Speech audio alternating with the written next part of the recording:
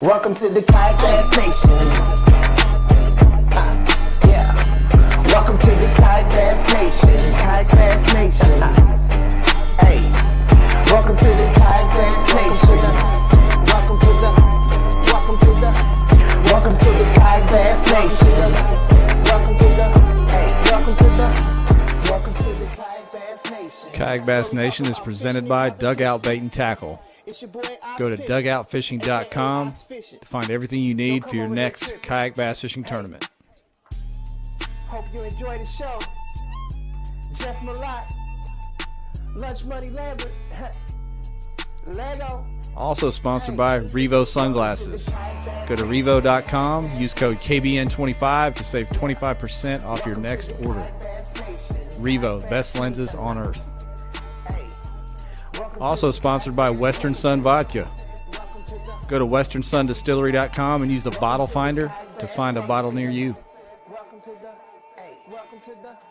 Welcome to the Kayak Bass Nation.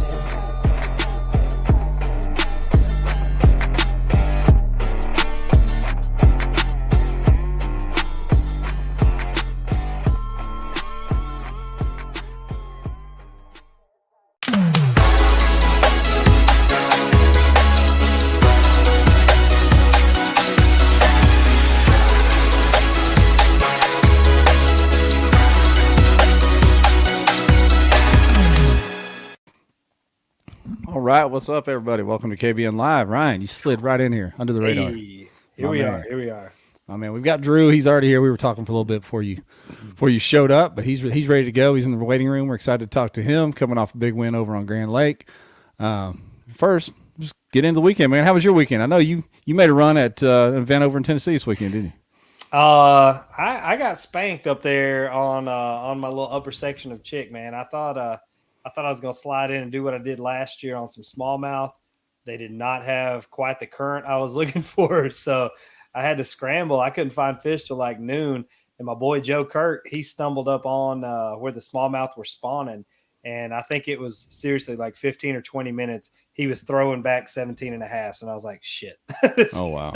This is bad. And, I mean, it was one little area too, so – I kept messing around. I told him I was going to catch him, and me and him were fishing like close to each other at the end, and I lost a good one. I knew when I set the hook it was big. I started talking a little trash to him, and the hook pulled out. So that's what I get. Live by the sword, die by the sword. My dog's in here freaking out. If you notice, I've got an earbud in one ear. Yeah. Our little lap dog decided to chew through my headphones, and I didn't realize it till about 10 minutes ago. So we're both having a good night. We're pro tonight. Pro. But the mic's working. I just got this little earbud in my good ear, so we're good.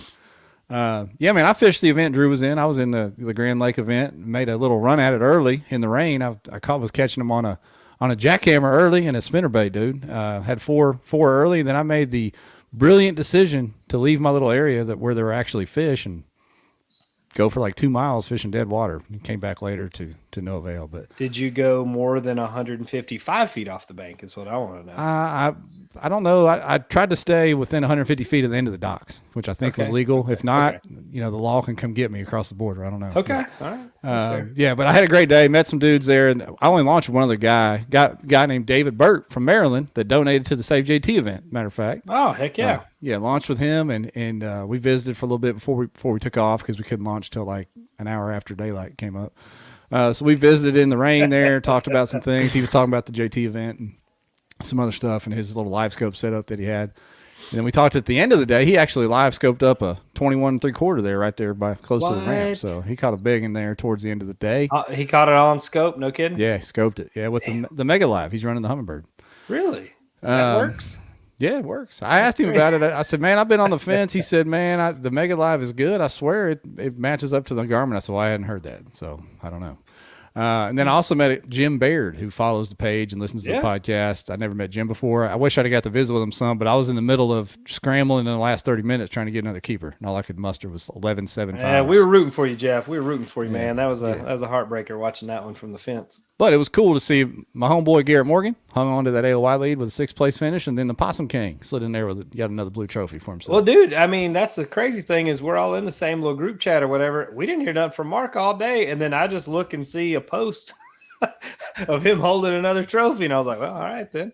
Yeah, I we guess talked he's at the catching captain's some out meeting. there. He's like, "Oh, it's going to take 90 inches," and by God, he was right. Drew got it, and Mark said he was on some bigger fish too. So, and I told Drew before we came live, I said, "Man, when I saw your name at the top of the leaderboard late, I was like, I'm from around here, so I knew the rivers were pretty blown out. I thought, there's no way he's up the river or some skinny creek. It's all blown out." And sure enough, he actually whacked him on the lake this time. So my man can fish still waters too. I don't Yeah. believe it. I don't believe it. Yeah. We'll get him in here and talk about it. But yeah, before we do that, we always like to thank our sponsors. We got Revo Sunglasses, Best Lenses on Earth, Western Sun Vodka, Drink of Choice for us, and then Dugout Bait and Tackle, man. We got a world premiere tonight, courtesy of Lunch Money. And who's your co-star in this video we're about to watch? Steve-O is the star. There ain't no code Steve-O. to it. Steve-O is the star. Yeah. All right. So before we do this, we've got a like and share contest we're gonna do for a Dugout swag pack, shirt, and hat from Dugout's website. So all you gotta do, like and share the stream, and then in about 5 minutes, this video is gonna drop by itself on the Kayak Bass Nation fan page, right below this live stream that's going on.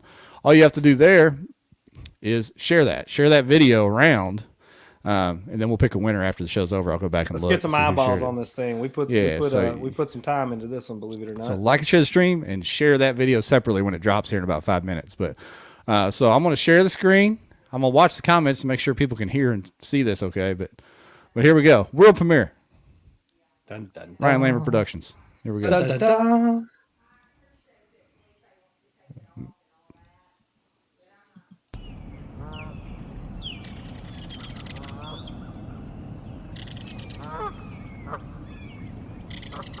Call Steve-O here.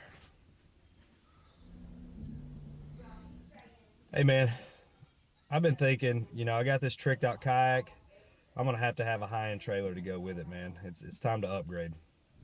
Yeah, man, I've been thinking about that as well. Now that we sell, Hobie, Jackson, we do need something that's customizable for what people are hauling on the road. And we do so much rigging for kayaks that we don't actually sell. A person does need something that they can rig to suit their needs. And I think we got the people close to home there at Tennessee Trailers, so I'll give the guys a call and we'll see what we can get going.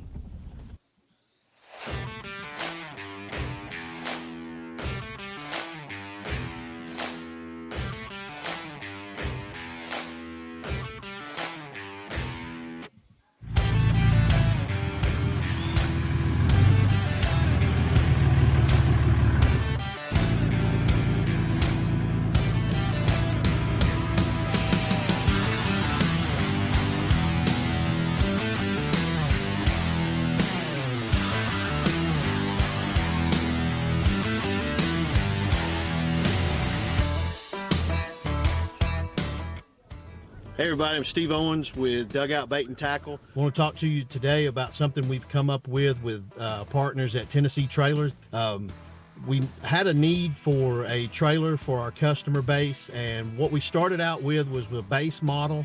It's a traditional horizontal bunk rail system, and with that I use for myself a Boondocks pad system, because you do need padding to go underneath your kayak when you're going down the road to transfer that blow that comes from road obstacles and things like that. What will be standard on every trailer are the flush mount reversible lighting. These lights are very, very bright, so no matter if you're on a dark boat ramp or a lakeside access point, you're going to be able to see to get in the water, out of the water, and even do your rigging. On the front of the trailer, we're going to have the option for you to haul a spare tire that's easily accessible on top of the tongue so that you don't have to take things off to get to it. We also have a drop-down jack stand with a swivel wheel so that you can move it around your driveway, garage, or parking lot. The last thing that we've added is a brake swing tongue. We'll move on to the next level of our kayaks. We made it fully customizable for the angler need that may come up. We have the angler rail system, which are tubular bunks that go the length of the kayak trailer. And with that, you can haul one kayak and wet launch it very easily. If you have a need for two, you'll simply move the center bunks over to the left, add a set to the right. You'll be able to haul two kayaks. If you're a person that travels over the road or likes to secure your things in more than just the front of your truck, we have an additional Yakima tower system that we can add to that as well. And underneath the lockers, we have flush mounted LED lights so that you can turn that on while you're rigging. If you're camping, you can use those lights to see around your landscape. And these lights are also flush mounted. All of our lights are submersible and waterproof. Anything that you can think of on the trailer, we think we've already thought of. We wanted to be as efficient as we could with it, as keeping the price point down as well. So reach out to us. Let us know if there's anything else that you need, as from the trailer standpoint all the way up to your kayak rig.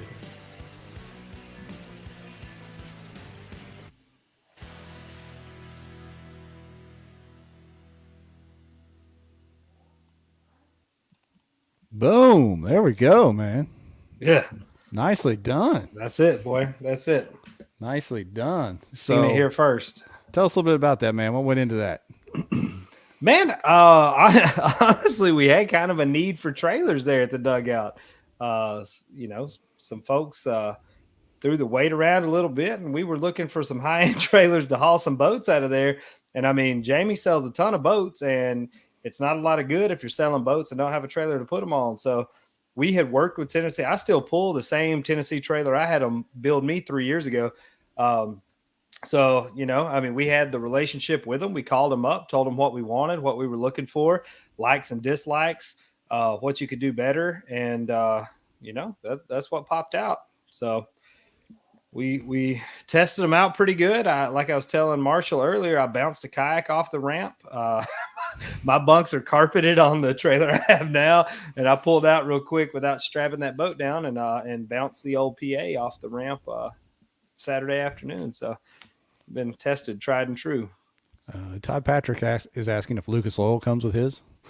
So it does. It does, Todd. Yes, that's a fact. Yeah. Somebody asked to throw the graphic back up at the end of the video. We'll get that later because I don't just have the graphic by itself. But and I actually I made that thing, so it's Steve-O, we got one. I'll send it to you, Jeff. We got one out there. Yeah, more info on the trailers forthcoming. I'm sure once that video drops, there'll be some chat underneath it, and we'll get some folks to try to fill you in on the details. But when that video will drop in 1 minute on the fan page, share it, and we'll pick a winner for the Revo or the Dugout Swag Pack tonight. But with that said, awesome video. How about we get our guest that's been patiently waiting? He looked like he was impressed by the trailer. We'll get his thoughts on that too. There he is, the Blue Trophy man, Drew Gregory. Add it to your collection. Yeah, what's up, guys? Now, definitely an awesome time in Oklahoma, and first time at Grand Lake, and obviously I love it, man. Yeah, it's gonna have a forever spot in your heart, won't it? Do you get to keep a big check from Bass? Do they give you a big check to put on the wall with all the other ones back there, or just the trophy? Trophy will be good enough. No big check, but yeah, this is definitely good enough, and it's a real. I mean, you guys have probably seen them before. It's a real nice trophy, so they put some time and effort in this bad boy. So great job to Bassmaster for that. Yeah, that was worth the drive. Heck yeah, man. Definitely. Is it cold? Are you at home? Is it cold up there? You got 7 shirts on. It was snowing. It was snowing today. Like most of the whole day, it was snowing hard. So it was like mid-30s and snowing. Josh Evans sent us a picture earlier. Well, and there was snow all over his house, and I was like, "Man, you gotta leave, son. Come on, it's gonna be 80 at Eufaula. You coming to Eufaula?" Hey, no. I'll be at Smith. No, I'll be at Smith Lake next. Well, I just couldn't. I mean, I had to do. That's a long trip away, and my wife, like I said on the Bassmaster stage, she's really the real star and the hero of all this because she handles, a newborn. I mean, not newborn. I guess she's 5 months old now, but a 5-month-old, could be even worse than a newborn. And our 4-year-old and our 3 dogs, and it's just nuts. So, and if I didn't live up here, I couldn't do what I do and get to travel around and do all this stuff. So I'm blessed and very happy to be in Ohio.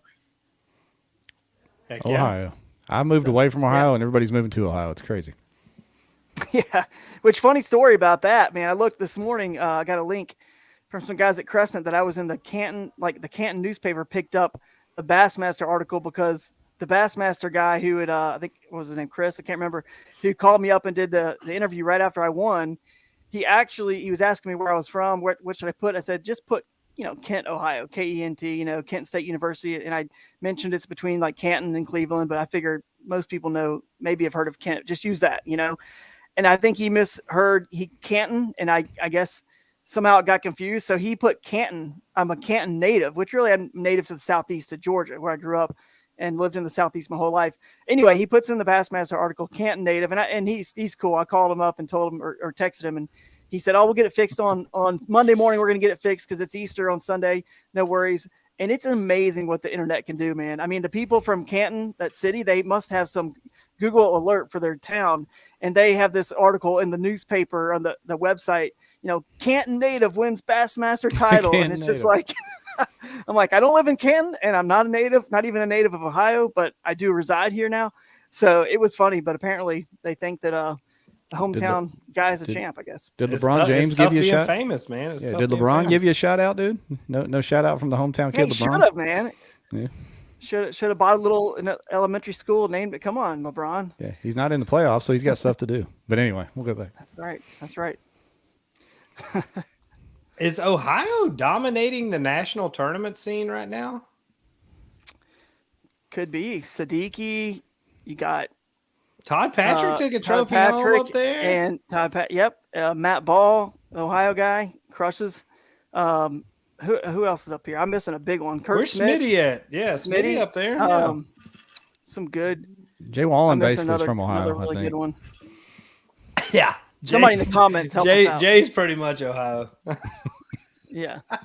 I'm sure Kentucky would trade him off real quick. Robert Weicker, he won two times last year. Bobby's making some good looking trailers too now. I saw some updates from him. He had some in the paint shop the other day. All kinds of trailers coming to the market now. Trailer game's getting strong. It's needed. I mean, it's needed for sure. So, and that looks like a real sweet trailer, the Tennessee trailers. I've been running one for a long time too. And, I was part of, back in the day whenever they would have prototypes, they would give me one. So that's what happened to my recent one. It was a prototype, but I ran it for like 3 years, probably put 70,000 miles on that thing. And you ran it all the way into the ground, maybe literally into the ground. Yeah. And David and the guys, again, I want to thank them. They took care of me over there and shipped that new part right away. And they were like, hey, that was a prototype. We actually make them with even thicker gauge now. So I was like, awesome, man. So glad I was able to finally, break it for you. It took a long time. I called Steve that morning, like the morning that happened. We were still in South Carolina filming. I called Steve. Yeah. I was like, hey, we gotta get this looked at right now. Like not tomorrow, not in 5 minutes, like right now. Yeah. Hey, we missed a good one from Ohio, y'all. Tarek Walker, Peep Up. We missed Tarek. Oh, Peep Up. I forgot he's Ohio, man. Mm-hmm. Yeah. I always think West Virginia for some reason. Yeah, that's where he's from. He just lives. Yeah, that's what I thought. Yeah. I know my boy. Okay. Yeah. So Ohio. So tell us about this tournament.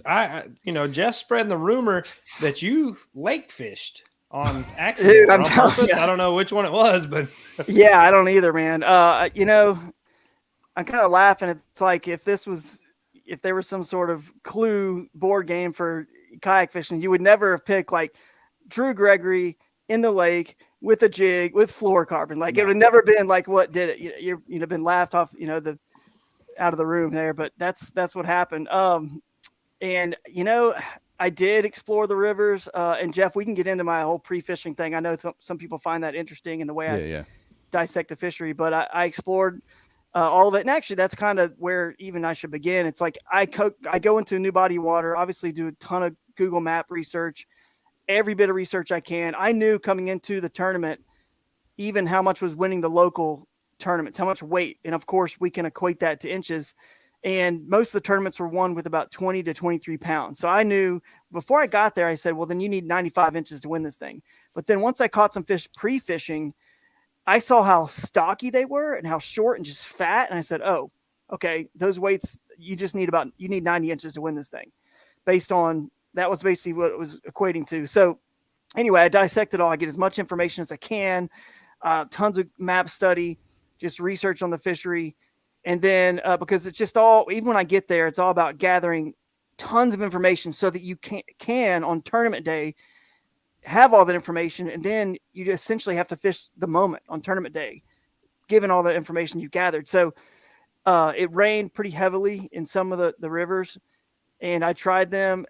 Just didn't have ton of success. And I thought there could have been a chance I could have gone there on tournament day and done well because they had receded enough where they probably were becoming fishable. But I didn't want to take that gamble. And I'd found a few spawning pockets on the lake that had fish. I actually never went to my second spot. I never needed to. And they weren't big. And I think it was like, maybe it was Ott Defoe recently in a tournament, MLF tournament. He was saying like, man, you'd be shocked at how little water I've covered and how many fish are here because it's that time of the year where they're all just congregated. And that's essentially, and I didn't know this until the tournament, but pre-fishing, I caught 4 good fish. I mean, good, like 16, 17-inch fish out of this spawning pocket, this little pocket off of a giant cove off the main lake. And then a little pocket, and this little area of the pocket really had the majority of the fish. I caught 4, and they thumped the spinnerbait hard. This sling blades here from Z-Man, and they were just eating it like pre-spawn fish would eat it, just smashing it. And so then I went back there, and the water, if you remember, Jeff, the water rose from Wednesday to tournament day, went from below full pool to above. It probably rose almost a foot, and more fish flooded in there because of that. You know what I mean? Like, it was a super shallow area to get in there, super shallow. And then once you get in there, it was a little bit deeper in some spots. And I think that's what the bass like, because the gar were in 8 inches of water spawning next to them, and the carp were over there in about same 8 to 12. But then this little area, part of this back pocket, got a little bit deeper, 2-3 foot. And then on the bank in about a foot is where the fish ended up being on tournament day. But anyway, yeah, it was just kind of nuts that I was in the lake and I just kind of stumbled on this magical little spawning pocket that fish just kept coming in and stayed there all day long. Did you fish in a foot of water, Jeff?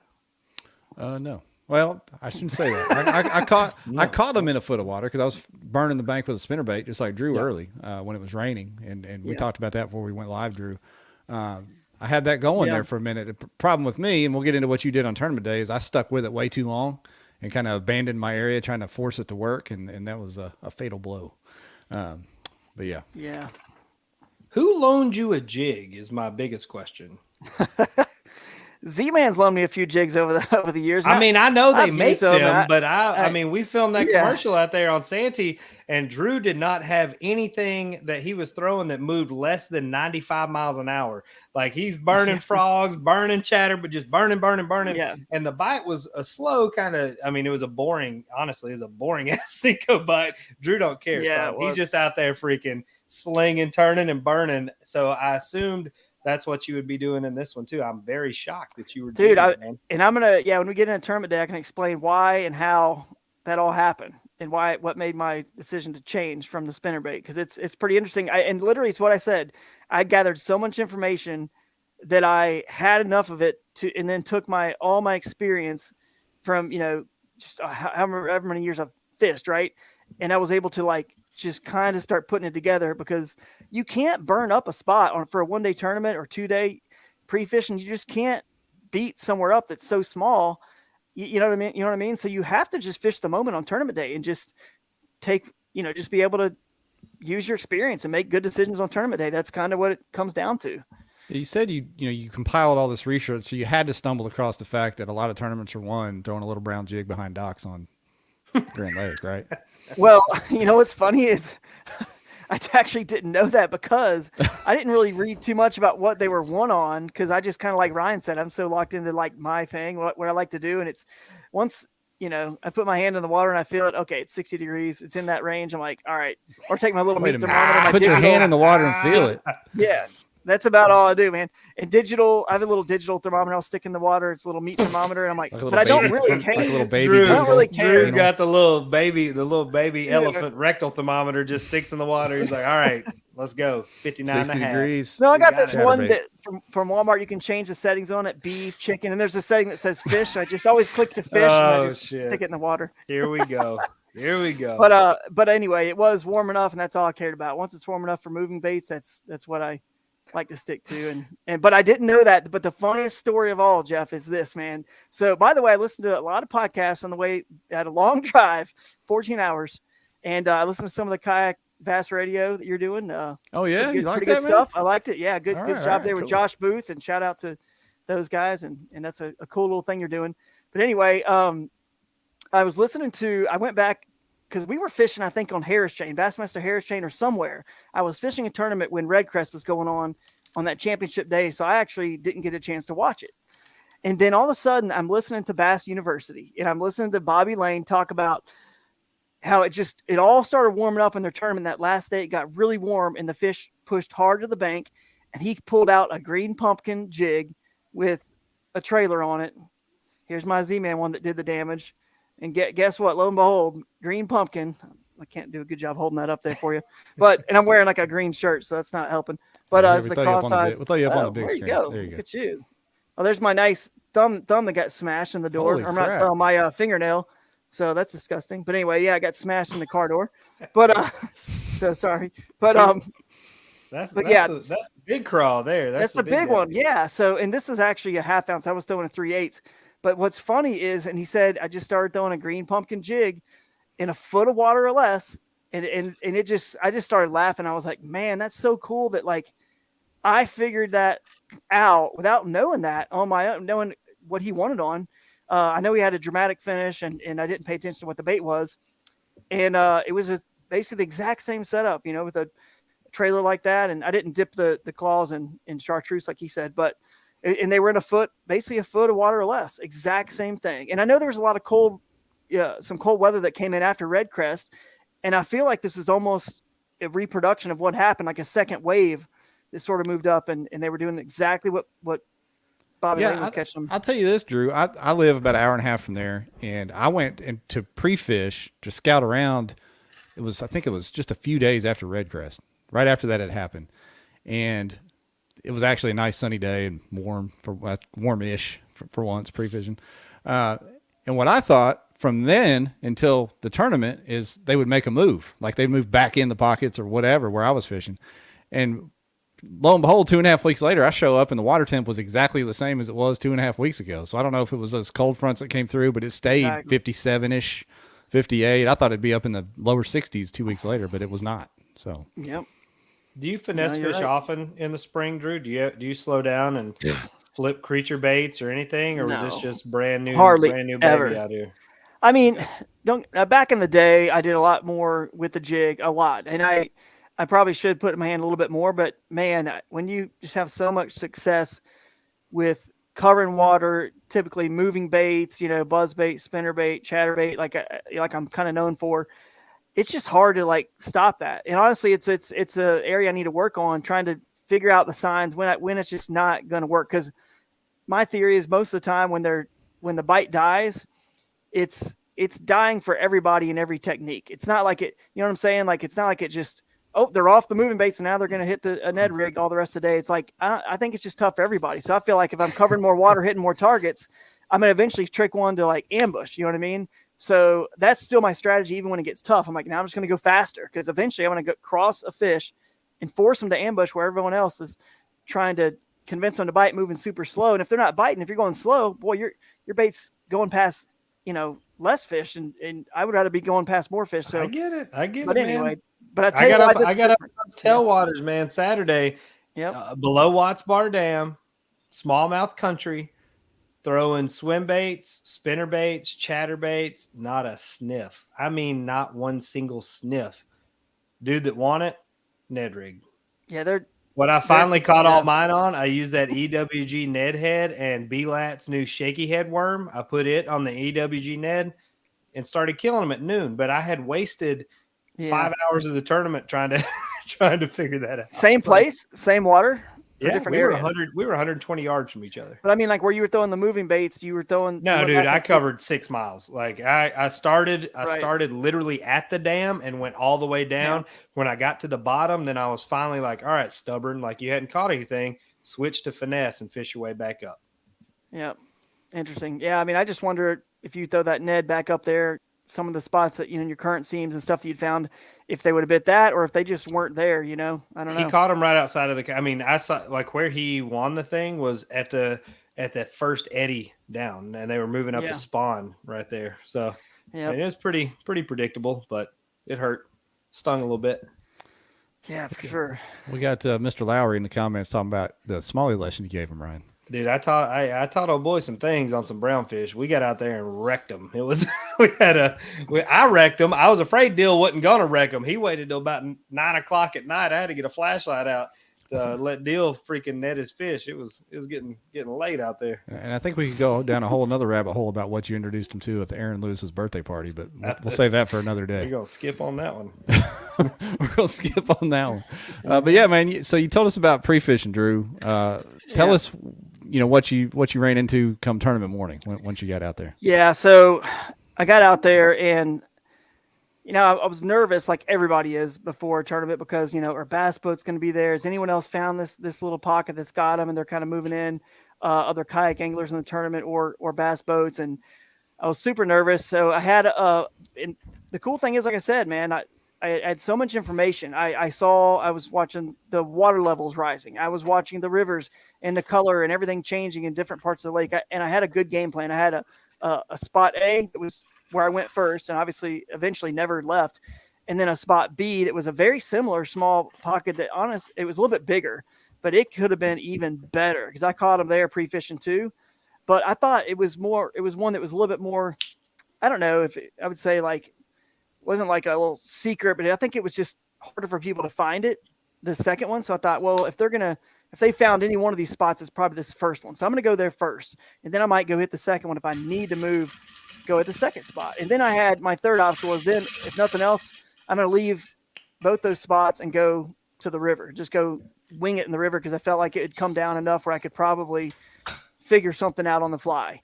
So anyway, I roll in there, and so I'm throwing the spinnerbait because I'm thinking, 4 days ago, they were smashing this thing, right? And just so you know, I had a second skirt to that. So that's why it's so bulky. There's a second skirt on it to make it thicker and bulkier in that Oklahoma murky water. And that is a different blade, obviously, that comes with the Z-Man. That's just a, chartreuse Colorado blade. So I can move it. This is a 1/2 ounce sling blade spinnerbait. So I can roll it slower. This is a Minnows trailer, just the Minnows with it's white with a chartreuse tail. I'm talking it's gaudy, and they were hammering it, well off the banks in pre-fishing there. So then, of course, you're going to start with the same thing. They bid it really good 4 days before or 3 days, whatever. So, and I'm just kind of rolling it, and all of a sudden, and I'm not kidding you, dude. I'm pulling this thing out of the water, about to put this rod, basically I'm setting the rod down to pick up another rod.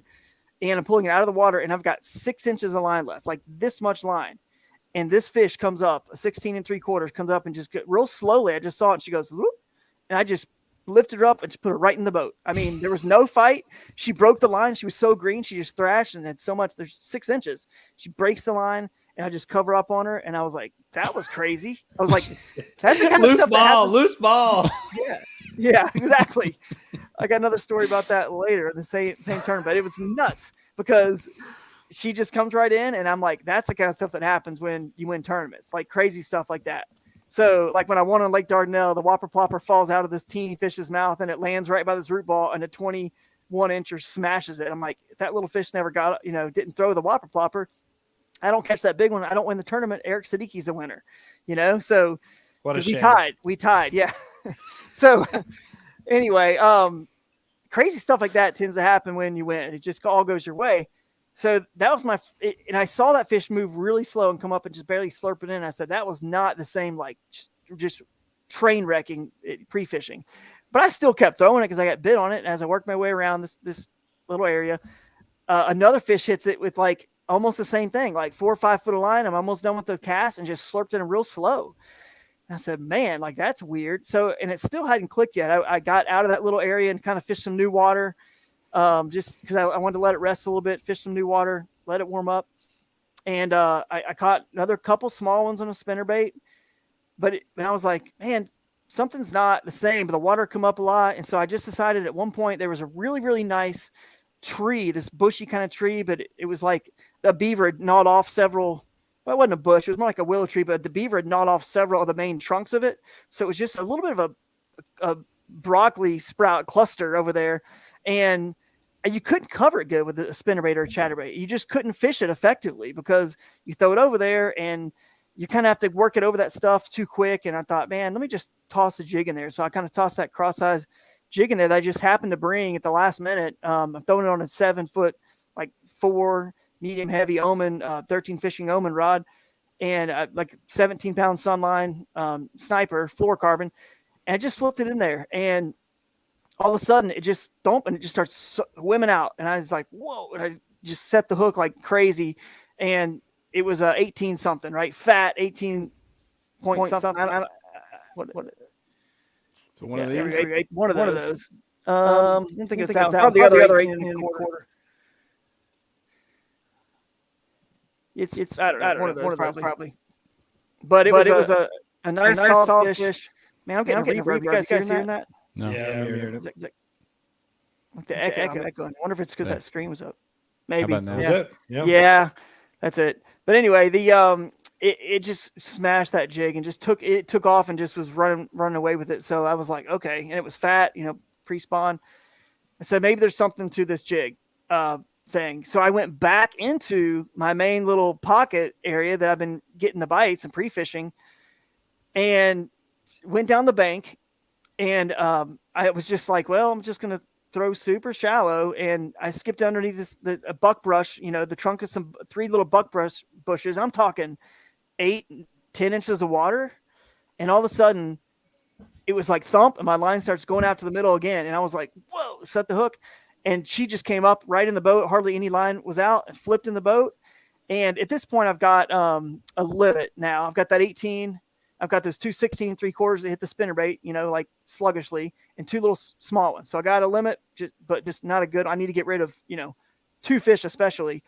And this fish was like a 17, 18 incher. It just came right in the boat. And as soon as it comes in the boat, the jig pops out of its mouth. And I did the loose football thing, like you're saying, the fumble, the scramble. I'm like all over it. And this little, I'm in my little 10-foot, ultralight crescent kayak, right? So this thing's not big. There's not a lot of room. It's real easy for fish to flop and get out. So I'm covering up like crazy. And somehow it squirms through my legs up and actually just flops up and out of the kayak, actually on the deeper side, not the bank side. And then it swims under my kayak and goes up onto the shore and is flopping on the shore for a second and swims back out and gets away before I could reach it and grab it, because I'm just trying to reach over and get it because I'm tucked up right against the shore. So it gets away. And I'm thinking, oh man, like that was a 17, 18 inch fish. That's not good. That's not good at all. And this area is not big. I may not get hardly any more bites. So I'm pretty bummed, but I was like, well, it's a positive sign. There's some big fish in the area still. And I just started kind of fishing this little area again. I've got a lot more, not a lot. It's not that big, but a fair amount of shoreline left where I've gotten bit. So I worked my way down, and all of a sudden it wasn't 15, 20 minutes later, I catch one that was 17 something. And I was like, all right, it was 18. Sorry, that was one of the 18 and a quarters I caught next. And I was like, ooh, back in the ball game. Now I just have one. I got an 18 and a quarter, 18 and a quarter, and like a 2 16 3/4. So now I just need to get rid of this 14 incher, and I've got a pretty solid limit, And I didn't know if it was like a morning bite or what, or what was happening. So I didn't upload my fish yet because I wanted to at least. I didn't know if anyone else was going to show up there, bass boats, or other kayak anglers. So I waited a little bit, and I hadn't uploaded yet, but I keep going because people were asking me why I waited to upload or whatever, but I'll get into that in a minute. But that's why I just want to make sure I hit that area good and felt good about everything, and make sure I didn't miss on a morning bite or something. So then after that fish, now I've kind of started to put the puzzle together. They're not more out in the open. They're not hitting the moving baits. They are actually up there because the water has come up. So what happened is they're up against the bank, and even on those little undercuts of the roots and stuff, they are right there as tight as they can be, and they're working their beds. And I caught a few males on this day that had tattered up fins, and that included me in like, oh, they're working their beds. The females are there, but they might be kind of spawning, maybe not, but they're right there in the same area, obviously, and they're still feeding because the males are maybe working the beds, and they're just like, oh, wow, lucky me. Here's a crawfish. You know what I mean? Like, I'm about to spawn, but I might as well get one more meal in, So now the key to the kayak, and this is the beauty of our sport, man, is you can, in this little kayak I'm in, especially, I am literally touching the bank. I am on the bank when I'm making my cast, so I can parallel, but I'm not doing my normal, just big, long cast covering tons of bank because they're so, and this is what Ott Defoe was saying when he was catching so many fish in a concentrated area. They are so, it's like there could be one every 5 to 10 feet down the bank. So I'm just pitching short little pitches at just picking it apart, every little root, nick, and cranny that I could see. And because you don't want to make a long cast, because if you do that, you could be catching a fish and bringing it over and spooking 2 or 3 other fish that you want to catch. So you want to catch the closest one to you first, and then scoot forward a little bit, and then flip and keep catching them like that. So that's why I was making the short little pitches, and I'm up against the bank because you want it to just go right across, parallel with that bank. And that's when you're bass fishing, a lot of times it's tough to pick a bank apart perfectly like that because it's hard to get a bass boat. I mean, they can't get as close to the bank with how shallow it was right on the bank at like a foot of water, or like they couldn't get it. They have to just throw at the bank and pull it straight away 90 degrees. Well, you got to just make a ton of flips to keep doing that. But I'm covering, by paralleling it, covering all that water. So anyway, I go down and I catch another pretty good one. And then what I was trying to do differently is actually, because of the way certain trees were laying, I spun my kayak around and went at it from different angles, on the backside where I couldn't really get a good cast going. Because I always fish in a river or pond or lake. I always fish just because I'm left-handed. I like to fish the right side of the bank. So when I'm working, my bank's on my right, if that makes sense, because my roll cast, the skip cast, is on the left. So that's what I was doing, going around it like that. But then I decided to turn around and go the opposite way. That's kind of where it's easier to backhand flip and hit a few different angles. And there's this one spot where this tree was kind of laying out over, some water went over the root or the trunk of it, but it was laying out over and it went back up. And I had to go make a cast over that tree trunk, if you will. So I made a short one over there, and this fish just thumped it, and I set the hook, and it was a 20 1/4. So it's a big fish. And I'm not sure. I mean, she wasn't as fat as the other ones, but is that her there? That's her. So all right, 20 1/4, and that was, so now I just cold my 14 with a 20 1/4, and everything's big at this point. And I'm like, man, I don't know what I got, but I know I got a lot, and I was shooting for 90. And so let me just like take a little break, go eat some food. I was like starving, hungry. It was 10:30 Central Time, so around 10:30. I didn't upload my photos, like I didn't like upload them that late. Like some people are like, man, why you uploaded so late? I'm like, no, it was like 10:30 our time, dude. You looked at it at noon or 12:30 your time, but it was 10:30 or somewhere around there when I uploaded them. And then I felt good. I was like, man, I got 90 inches, 90 something, and I'm feeling like really good. And it's 10:30 in the morning, and I got a chance to cull some more. I just decided not to leave, but even though I beat that place up so hard, I went out again and tried to find fish somewhere else and let it just totally reset for a few hours. And eventually, when the board went off, I called one more time with the 17 3/4. So I got rid of something like that. Because I just waited so long, and I was like, I can't believe I just caught a fish that I hadn't caught yet, because it's such a small area. And I looked and I double checked at my fish pictures, and I was like, this is a new fish. I hadn't caught this one. Was it the one that squirted away earlier? Maybe was it the 17? No, that got it wasn't. away? I kept going back to that spot, and I would throw at it so many times. That fish was gone. Wouldn't bite again. But yeah, that's pretty much what I figured out happened. And the key to this spot, guys, just so you know, was this is pretty cool here, because it's funny how it all comes together afterwards, and it all just clicks, man. Here's what it was: the north bank, which is technically it's a south facing bank, was the tallest of the banks and the steepest, and it had the most wind protection, because the wind is coming usually from the northwest. Probably coming down, swooping a little bit this time of year, bringing some cool air in, or at least coming from the west. But it was the north bank was super, not like tall, but the tallest of all the banks in this little pocket. It was super protected from the wind. You got the sun coming from the east and the south, you know what I mean, coming over the horizon. So that bank is getting sunlight all day long. And not just sunlight, it's getting sunlight and it's also calm, which causes it to warm up even faster. So it's calm and getting that sunlight, because if you have chop on the way, the waves or rivers, it doesn't warm up as much as calm water. So, and then it like clicked. I'm like, oh my goodness, it was like the deepest of the banks. I mean, not like that deep. I mean, they're still catching them in a foot of water, but it dropped off maybe to 2 or 3 there, and they were spawning in about a foot. But the water come up, it's the warmest, it's getting the sun. Like it was like, it made sense why there's a fish like every 15 feet or so. There was something there, just getting ready to spawn. And so they just kept moving in, and that's kind of it, man. So what'd you think? Obviously, you figured this out. So did you think there were going to be some late day heroics and somebody was going to catch you? Or are you feeling pretty confident, after lunch? Man, I didn't know, because I know some people don't have signal sometimes, and I'm in a lot of those places. I see people making comments online like, I think Ryan Van Tyne said something like Drew's back in some creek somewhere with no signal and uploads late in the day, which I often do, in a river, a creek, somewhere you don't have signal. But I thought there could have been someone like that because there were a lot of places on the lake that did not have, a strong signal. And I didn't have a clue, man. I was just, even though it wasn't like a ton of people in the tournament, maybe Easter weekend is what I'm thinking had a lot to do with it. I still thought there was somebody that was going to come up with something, and just never happened. I was shocked. When you were sitting there eating lunch, you didn't look down the list like, man, these scrubs ain't got a chance. They're sitting on 76 inches.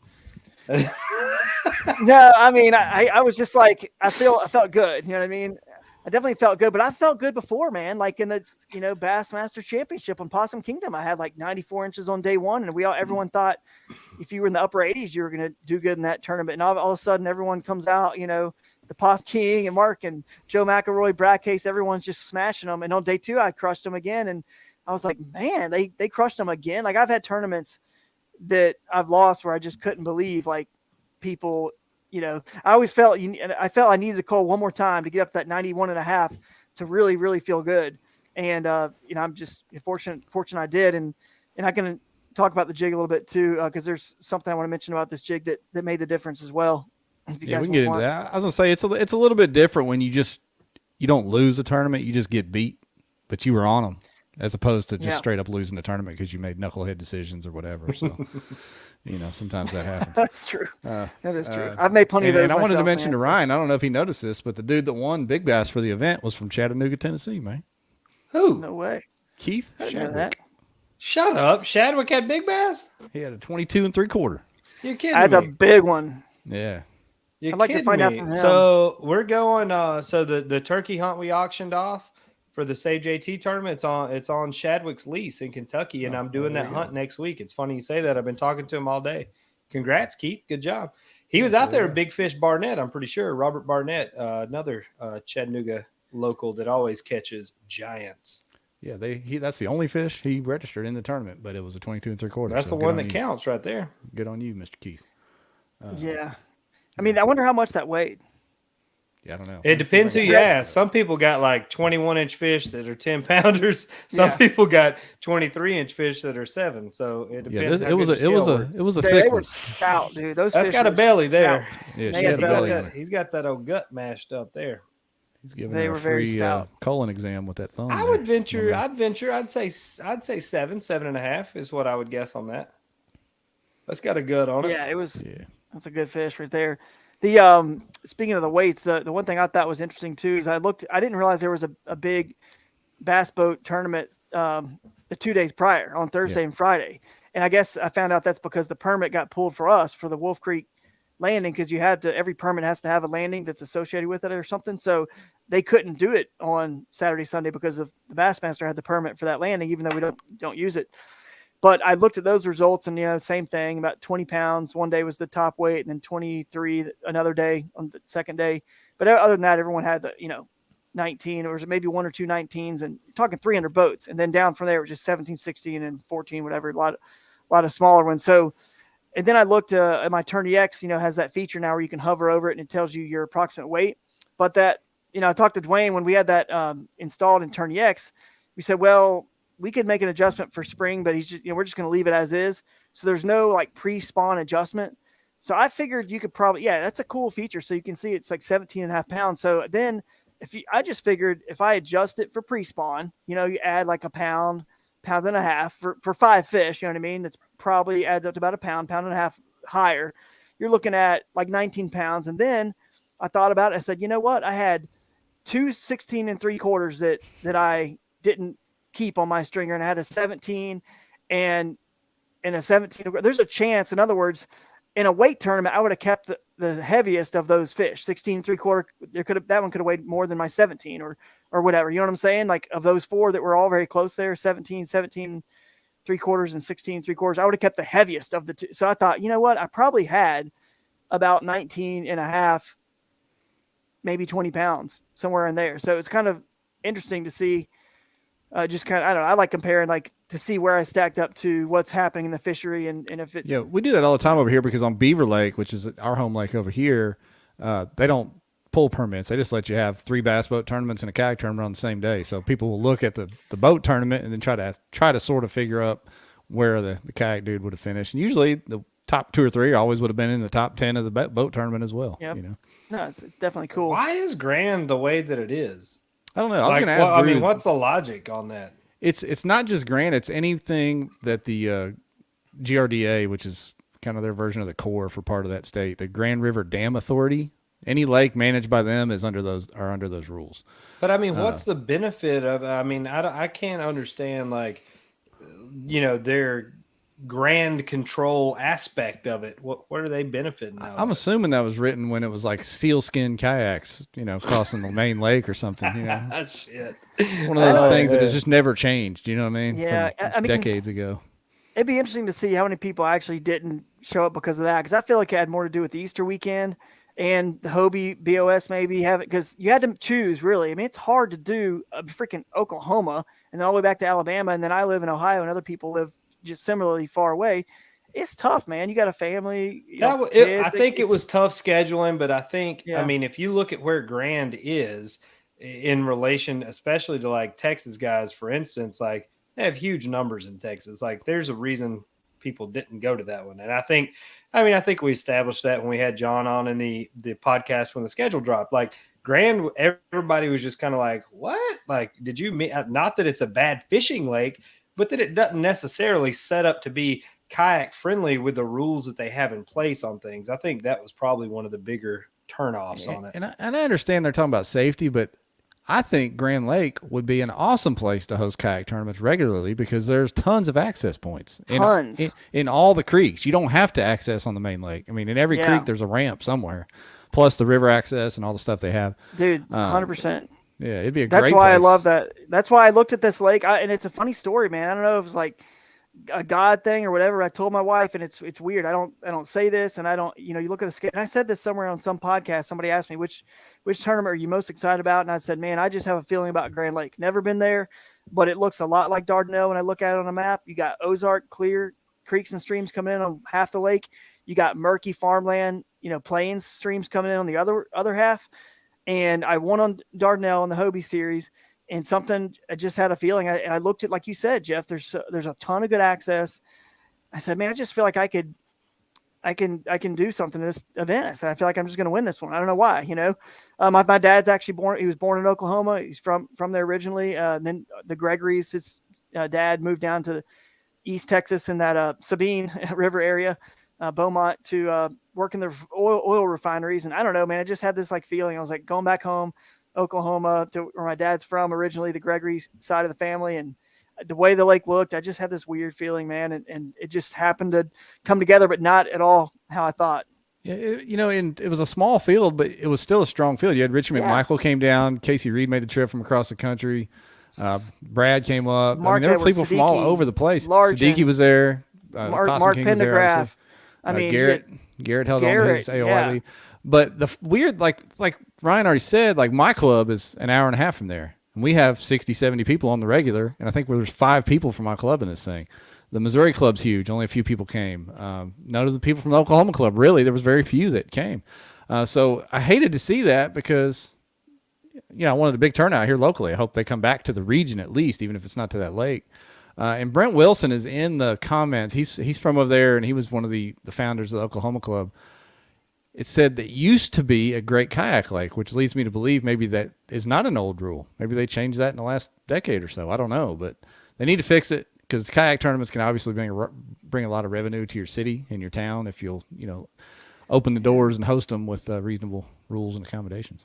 Yeah, I mean, I get that rule is they're just that lake is so big. There's so much water. There's so many creeks. Even and like John Stewart was saying, you can, if it's 300 yards wide, right, in that cove, you can cross because you're 150 foot from the bank on one side, you're 150 or yards, whatever, to the other side. Is it feet or yards? I can't remember. It's yards, feet, right? I think. Is it feet? I think it's feet. I don't know. I mean, feet? Okay, well, yeah, it might be.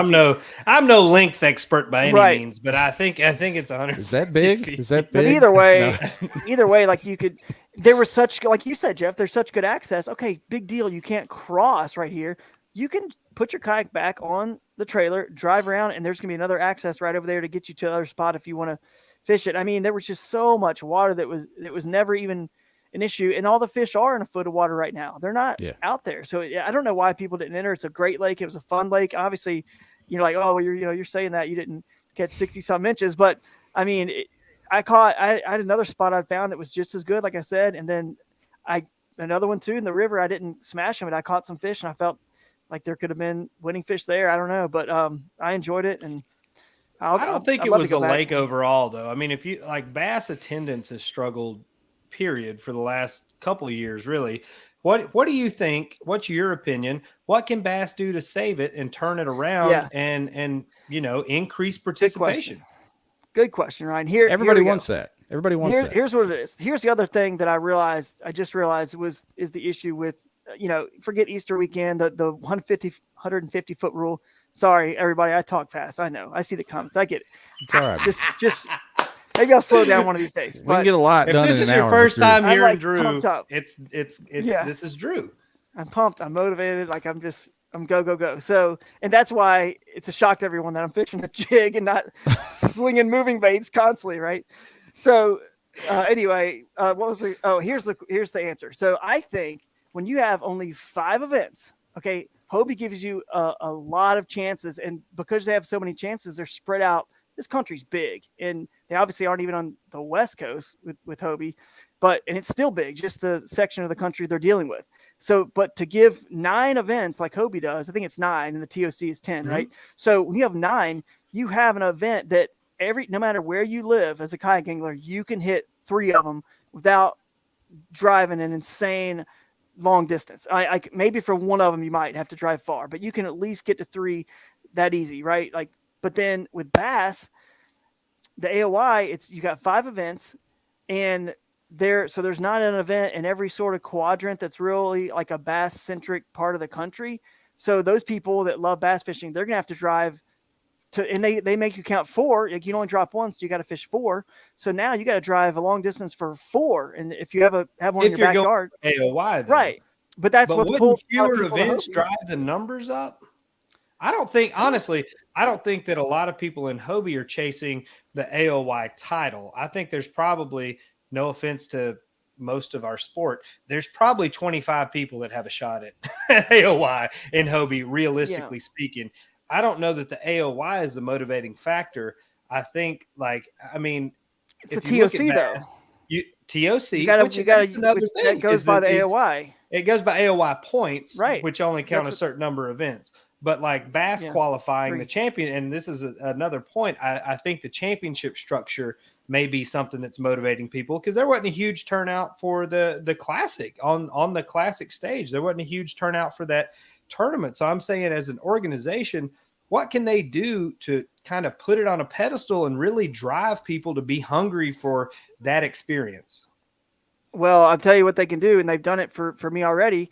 You get insane media coverage and exposure with a Bassmaster win, because think about it, the money, yes, if you get more entries, you get a higher payout, but you also, if people are trying to do this more full-time and PKA, whatever you want to call them, and you get money from your sponsors, and a lot of that comes from how much exposure you get.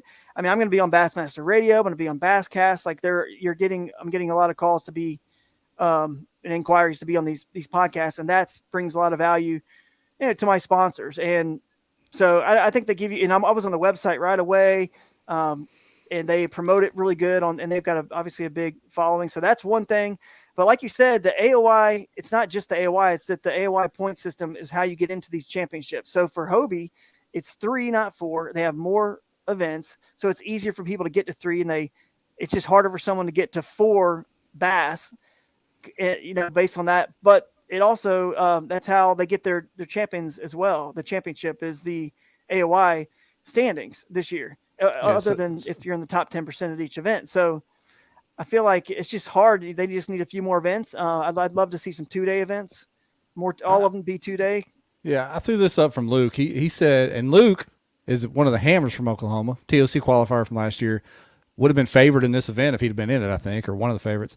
But he apparently, Bass and GRDA both have a bad rep in Oklahoma, and they have 75 angler turnouts for their Oklahoma tournaments just down the road from there, and nobody, they just had a bad turnout for this. So maybe there's a reputation thing Bass, I think, lives off that shield, which rightly so. I mean, everybody knows the Bass shield and the logo, and they've known it since they were a little kid probably. And I think day of the event and right afterwards, like you said, Drew, the media coverage is unmatched. I think they do a better job than anybody of getting stuff out and blasting it. But hyping it up. Like pre-event. There's no build up. And like people, and I think somehow we got to get the word out that people know that value that is out there from Bass. Like, obviously, if they go to Bass and look at the website and see the magazine and listen to Bassmaster Radio, they'll say, well, look what Drew got to do, or Mark, or whoever. But they got to sell that on the front end, I think. Like, hey, fish with us. We can do this. We can do this for you. You can do this for us. And look at what value we can show. Yeah. I think not there's just, hey, so we're Bass, much potential there. Like when you talk about next level elevation potential, Bass has it. They have it all. They have all the tools already in place. Like Drew said, the media outlets, they have the TV coverage. They have something that could take this somewhere that it's never been. I just want them to do it. I mean, that's really like, what's it going to take to get them to pull the trigger and say, kayak fishing is real. There's this many people that pay attention to it. What can we do to be the biggest in the game? Yeah, I think that really it comes down to this. They need to hire a kayak guy, they need a champion. That's what I was going to say. They need a champion like AJ and Chad and his, like they're kind of champions and faces of it. And they help, obviously they've started communities and the build up is very good on their part. And so that's what they need is a champion. I think more events, not like a ton more, but 2-day events and just a few more and 2-day. And then they'd be money. I also want to shout out Mark Cisneros. He was the guy out there. He crushes it, taking good photos and apparently helps get that stuff up. And yeah, man. Apparently, Big Worm was in the creek I was fishing, but he went and took a picture of David Burt and missed a little pocket I was in. That sorry dog. He didn't come take my picture. You? He just snubbed me. And I know Mark. I've been knowing Mark a lot of years. So dang it, Mark. You should have slid in that little pocket. He'd come park on my fish in the camera boat. He's sitting there. The dude driving the boat was like, "Hey man, there's fish on the graph right under me." I was like, "Y'all get out of here before I get DQ'd." Both of them. I don't need a picture that bad. Come on. Yeah, but I think if they hire the right person, because John's doing what he can. I mean, he's hustling, but he's not a kayak guy, right? He's not a kayak angler. If they hire somebody and they hire somebody that is known with credibility, it gives them instant credibility. Yep. All of a sudden, people's eyes are open and they're more apt to give it a shot, I think. But we'll see. I've kind of been like talking to them a little bit. I would like to see them form a committee of some of the top anglers, and it's not like they're making decisions on judging or anything, just a committee with anglers who are passionate and also can be, I don't know, like an angler advisory council or something where the anglers could be the champions. You want a union? Yes, unionize. Like, let's be the champions. Because John Stewart does a great job, and someone mentioned in the comments they run great events, good tournaments. They really do. I know there were some hiccups at the championships trying to figure out how we slide into the awards ceremony and all that stuff, but they run really good events. But he's a champion and doing so many other, wearing so many other hats for the other tournaments that he has to manage, and he can't devote all of his time like AJ can and Chad can and his team over there to the kayak. So that's I think that's part of what's hindering it. And why you're right, they need to get a kayak guy in there to be the champion, and if they can do an angler advisory council, because even KBF has something like that going on, and AJ listens to the anglers as well. But KBF has something where there's a group of folks that provide the feedback. And yeah, we used to be in that, right? Yeah, we were in there until you provided the feedback, then you got your ass kicked out. I don't think that may be the best example for as far as like numbers and success goes. We should probably look elsewhere to grow things. But I agree. I think Bass having a true kayak viewpoint would be huge for them. I think if you can set these tournaments up to cater more toward kayak anglers instead of just saying we've ran tournaments for 50 years, we know what we're doing. Of course you do. No one's saying you don't know how to run tournaments. You don't know how to run kayak tournaments. Like that's a completely different ball game. And I think all of us know that, but I hope that they're realizing that too, as they watch like Hobie sell out a 200-person event and then they pull 70. Like there's a difference. Like clearly there's a difference in what's happening there. So I hope that's a motivator. Yeah, in the field, like I said, the fields at Harris, the fields at Grand, the fields they've been strong fields. It's just the numbers aren't there. You know what I mean? You just need to get the numbers up, pump those numbers up. Yeah. I was going to say real quick, the sponsorships, two guys, by the way. So like people are starting to definitely recognize and acknowledge Hobie and how just great that series is and what that means. I'm saying people in the fishing world that aren't the kayak fishing world, like sponsors with rod and reel companies and people, like that, right? Lure manufacturers and whatnot. But some of them, it sounds crazy. I mean, I'm fortunate to have a fair number of sponsors. I know you guys have them too, but a lot of folks out there, these marketing directors, they're so busy. They still don't really understand or even know what a KBF or Hobie is. Some of them don't. And it's no knock on KBF or Hobie, but because KBF kind of started all this, and Hobie is certainly seen, I think, is the I don't know, the most elite level, highest form of kayak fishing right now with the best field of anglers. So we know that because we're like living in this industry. But dude, there's marketing directors who don't have a clue still that, how meaningful that is, to have won the, AOY for Hobie. But you know what? They know what this is. Nobody in the fishing world doesn't know what Bassmaster is. So that's where the value was for me and why I decided this year, we had that little baby, Sophia, and I missed Lake Fork, but I said, I'm going to fish all four, those next four tournaments, all four, and chase that AOY and maybe have a chance to win one of these. And, fortunately I did. And I got 7th at Harris Chain and I won this one. So I'm heading to Smith Lake next. I think you might've said what's next for me. And next tournament would be Smith Lake for the Bassmaster series. And then I'll be at the Susky. I'll be at Champlain for KBF. So, and then I'll be at Winnipesaukee for Hobie. So let's get those signups up because there's like 66 people in that or something.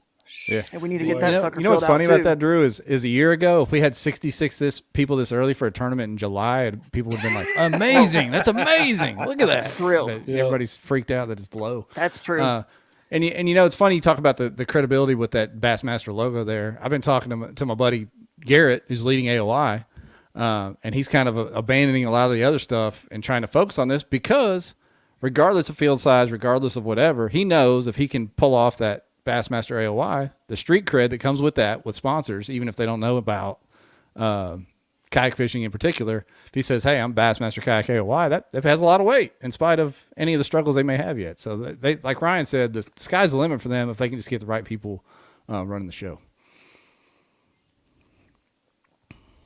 You broke up. Did you ask me a question? Sorry. No, I was just kind of making a statement. But but anyway, what else did you have to say before we let you get out of here, man? We've been going over a little bit over an hour. You said wanted to mention something about that jig or no? Well, yeah. I mean, the only thing I was going to mention is Z-Man has got the Elastec. See if I can do this good here. The Elastec product here. This is not working. I got to do it this way. They're plastic. So what's unique about it is that it's buoyant. So it floats. So I'm using that bigger size crawl in here. And, this is, it was a 3/8 I was using. And because I didn't know I was going to use a jig, at one point I actually broke off a fish. I think it was a fish. I'm not sure. But I set a hook and it broke. And I had to switch because I didn't have another 3/8 ounce. I only had like a few in a box. I had one little box in that little Crescent Ultralight. And that was it. One little Plano box. But I had a 3/8 ounce Power Finesse cross-size jig. So it's the smaller version of this. And I trimmed up this TRD, or not the TRD, this Pro Crawls. I trimmed it up and put the Pro Crawls on the little Power Finesse and caught my final cold fish on that smaller one. But this is just a half ounce just to show you what the jig is. But anyway, when you put a Z-Man Elastec bait that's so thick and bulky like this on there and it floats, you're changing how that bait works by 1/4 of an ounce. And I'll say that with spinnerbait trailers and chatterbait trailers. You put the 5-inch diesel minnow on a chatterbait, it's a half ounce bait fishes like a 3/8 ounce. You're changing it by 1/4 of an ounce every time. And so what was unique about a 3/8 ounce jig, because I don't think they make a 1/4 in this flipping jig, I was able to fish it like a 1/4. So when you throw it in there in that shallow 1 foot, 1.5 foot water, you don't want something just coming barreling in there like a half ounce or 3/4 ounce. You wanted like a 1/4 ounce. They didn't make a 1/4 ounce, but it fished like a 1/4 ounce because the Elastec floats, and because it's actually heavier, you can throw it easier and more accurately on a bait caster. So you don't have to, you know what I'm saying? Like a 1/4 ounce is not as easy to throw as a 3/8, but I get to throw a 3/8 with the action of what I wanted on that slow fall, a little bit slower presentation, 1/4 ounce. So it's pretty cool. So Dwayne Beatty in our local group, somebody was talking about jig fishing. You know Dwayne, don't you, Drew? Was that Dwayne? Yeah, Dwayne Beatty. Yeah, yeah. He was making a comment about somebody shared an article about jig fishing that had nothing to do with this tournament, but he commented and said you have to think of the fall rate of a jig like the retrieve speed of a moving bait. And I never really thought of it like that. I mean, I know the fall rate matters, but that's exactly what you're talking about. That buoyant plastic basically slows the fall rate down, makes it like a 1/4 ounce or a 3/8 ounce jig. So yeah, brilliant, genius. It's true. Yeah, he's an Arkansas hammer, man. Oh yeah, my man. I thought he would be in this tournament, Beatty. come over there and try to win it, but he was not. Anyway, anything else, Ryan, before we wrap this thing up tonight, man? I don't think so. I think we covered all the bases here tonight, Jeff. Yeah, Drew, thanks, man. That was a good interview. Appreciate you coming on here. I know you're going to be a good spokesman for Bass, just like every other organization you've won a tournament for. So I know you're going to be out there, waving that flag. So great job. Good luck the rest of the year. I'm sure we'll cross paths again at some point. Sorry, you're breaking out there. Again. It's probably my internet. Yeah, I think it's you, Drew. No offense, Ohio internet. Sorry, I think it's you. Sorry. But make sure that you guys go share that trailer video, and then we'll pick a winner for the Dugout swag pack. Other than that, it's you follow week, Ryan. We'll have a little KBN gathering maybe down there. You follow this week. Yep, we'll let's do it. Pick a place, man. I'll be down Wednesday night. All right, man. I'm be watching. I can't wait to watch this one. See y'all guys. See ya. Thanks, guys. Congrats, Drew. Appreciate it. Thank you, guys.